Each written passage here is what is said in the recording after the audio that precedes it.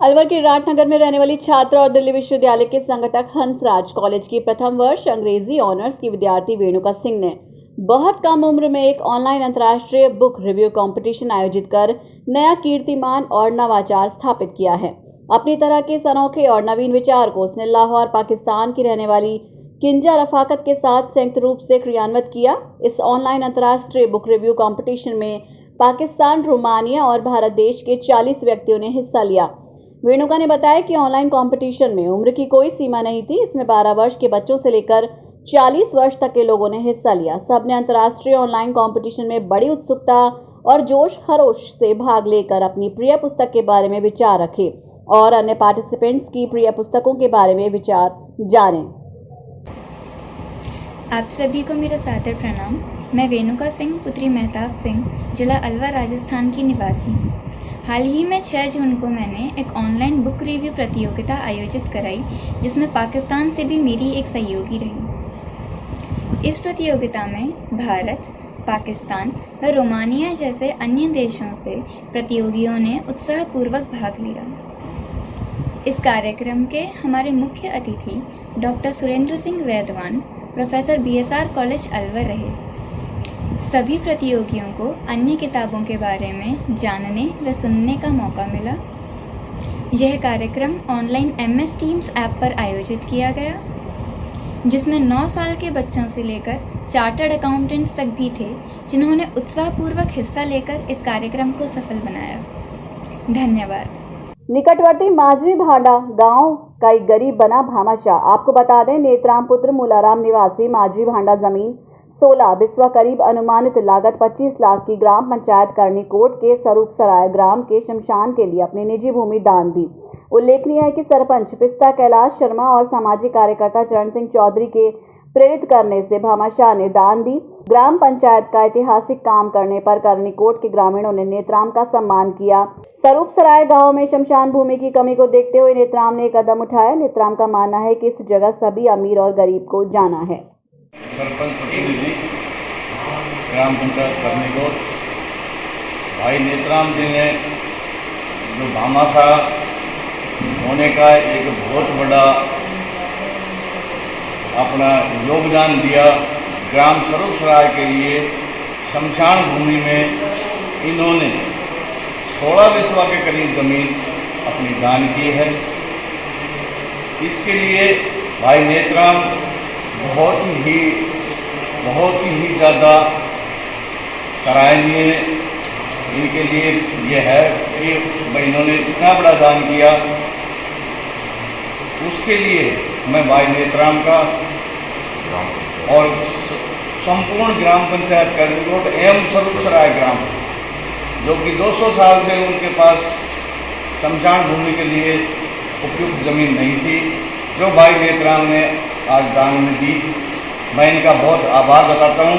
मंगलवार को पुराना कटला में स्थित पंचमुखी हनुमान मंदिर के Facebook page Mahamaya Alwar live दर्शन पुजारी हेमंत शर्मा जी ने बताया कि ये मंदिर 150 वर्ष पुराना है। कोरोना काल में भगवान के दर्शन के लिए सबसे अच्छा तरीका लाइव दर्शन है। फेसबुक पेज महामाया अलवर के द्वारा जो पंचमुखी हनुमान जी के लाइव दर्शन कराए गए हैं, ये बहुत ही अच्छा तरीका है। जो भक्त भगवान के दर्शन नहीं कर पा रहे थे, अब वो घर बैठे दर्शन कर सकेंगे। इसमें तो लाइव दर्शन ही सबसे बढ़िया तरीका है, और या फिर दूर से करें।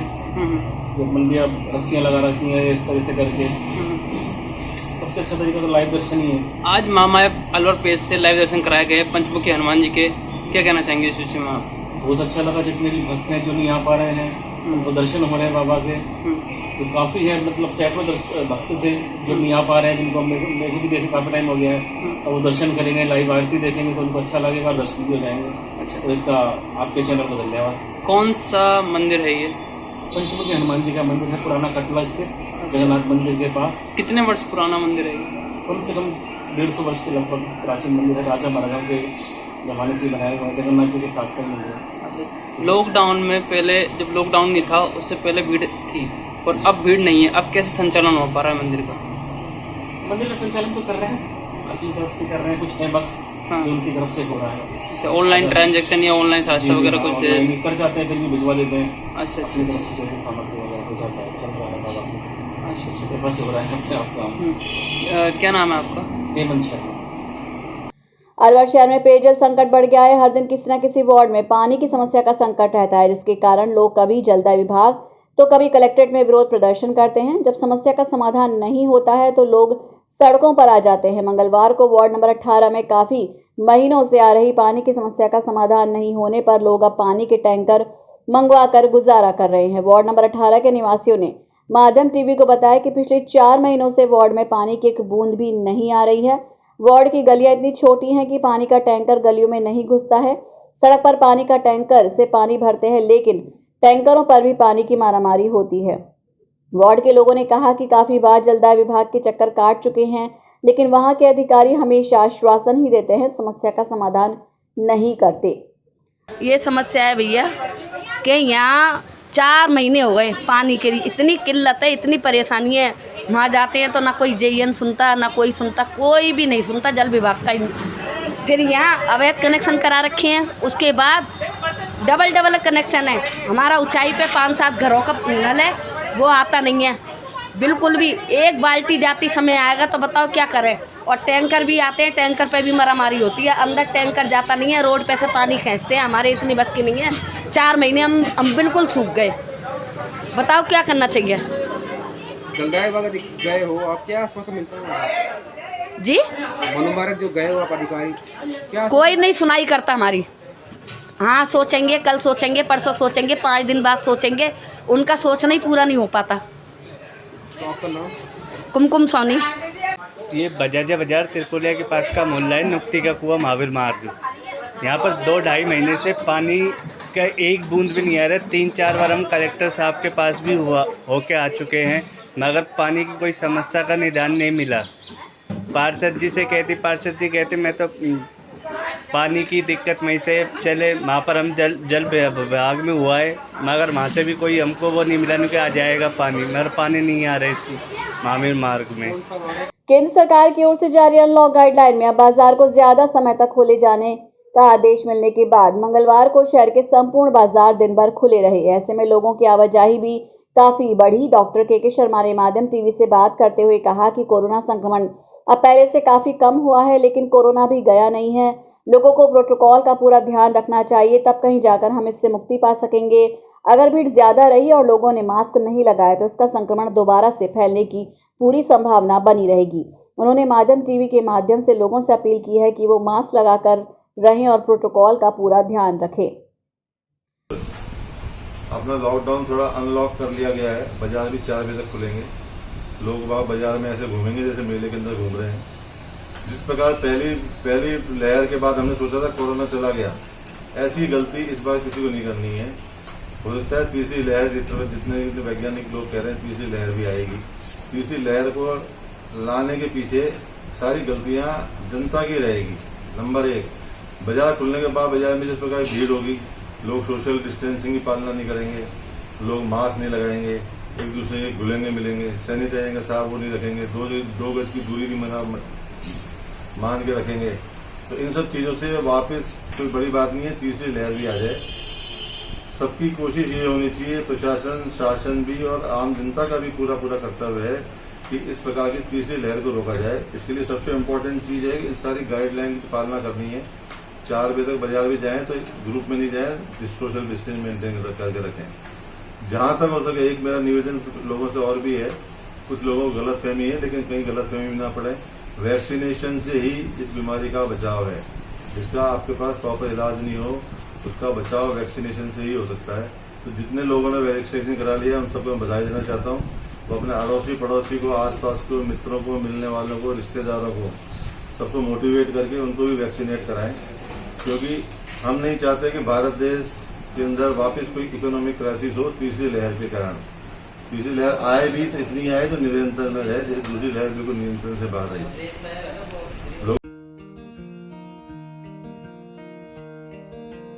आप सभी अपने इन्वेस्टमेंट्स बचा के रखिए, क्योंकि त्रिहान होम डेवलपर्स अलवर की सबसे बड़ी सोसाइटी अपना घर शालीमार बनाने के बाद अब लेकर आ रहे हैं आपके लिए लग्जरी फ्लैट्स। इसलिए कुछ दिन रुकिए और लग्जरी फ्लैट्स के साथ अपनी नई जीवन शैली की कीजिए शुरुआत। ज्यादा जानकारी के लिए संपर्क करें।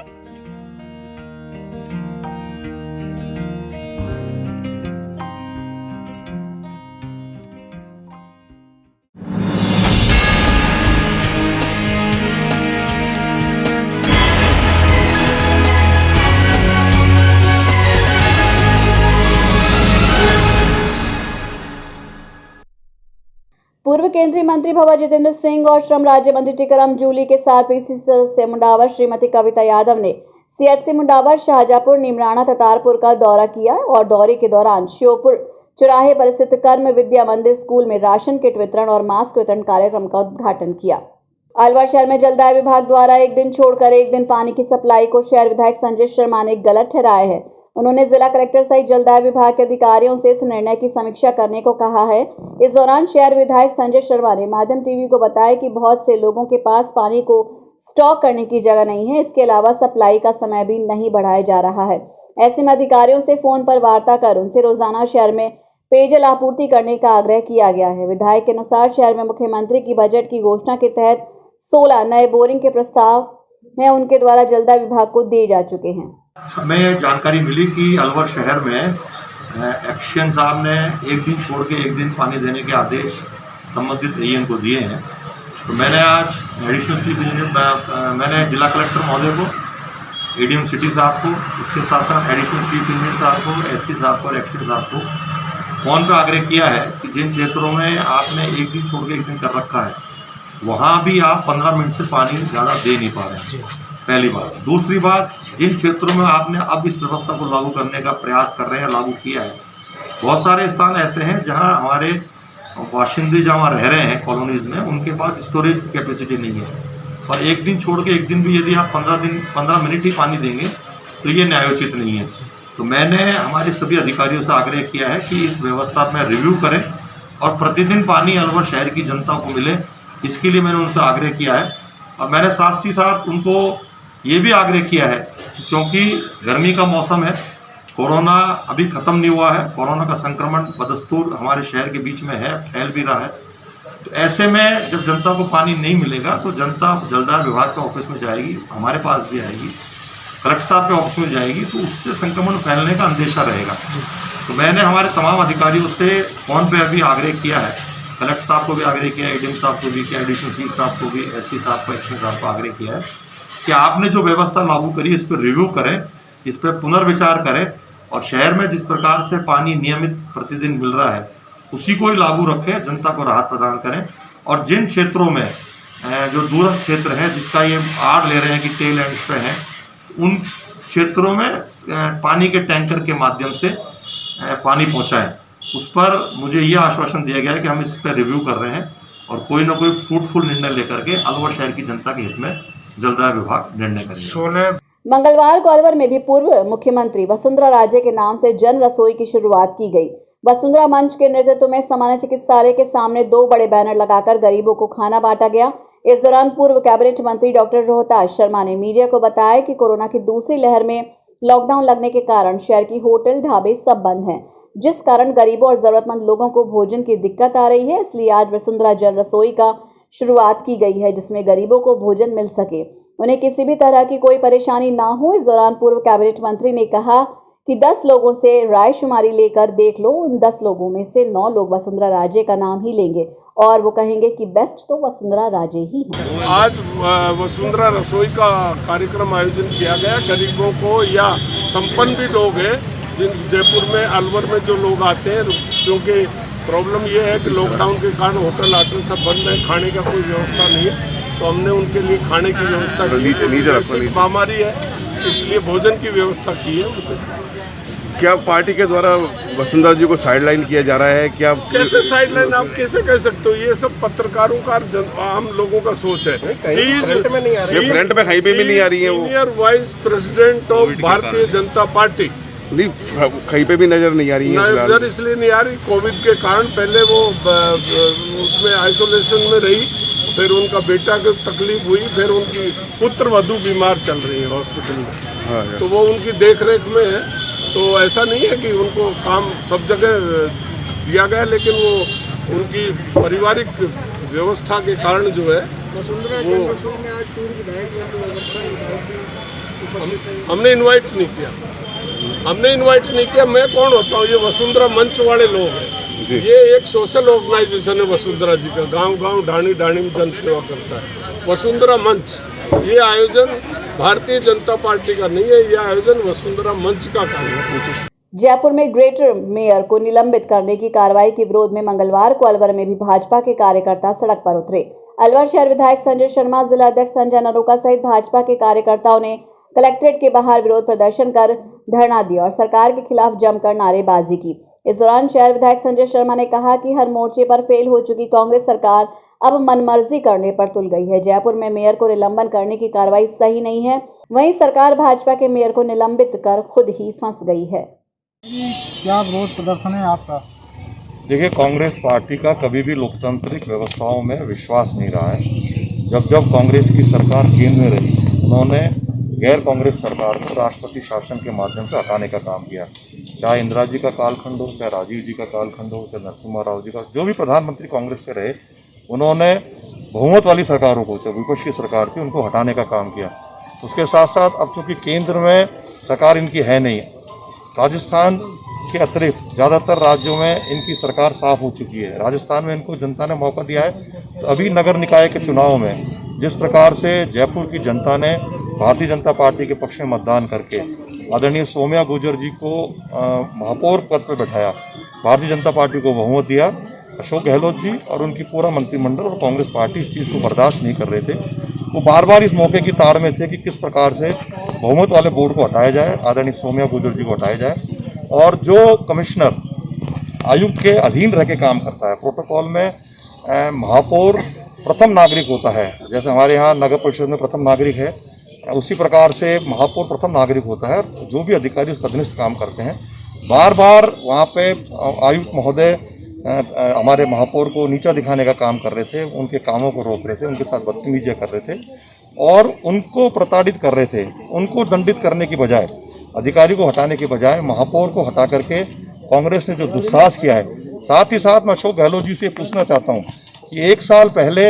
यहाँ पे अलवर में भी भारतीय जनता पार्टी के बोर्ड में बहुमत होते हुए भी आपने जिस प्रकार से पार्षदों की लूट करी और लूट करके आपने अलोकतांत्रिक तरीके से यहाँ पे बोर्ड का गठन किया। और 1 साल पहले यहाँ की चेयरमैन ने, जो यहाँ पे कार्यवाहक आयुक्त थे, उनके ऑफिस में थप्पड़ मारा, उनके खिलाफ बहुत बुरी प्रताड़ित करके गालियाँ गलौज करी, जिसकी जांच डीएलबी में भी जांच हुई, उनके खिलाफ एफआईआर भी हुई।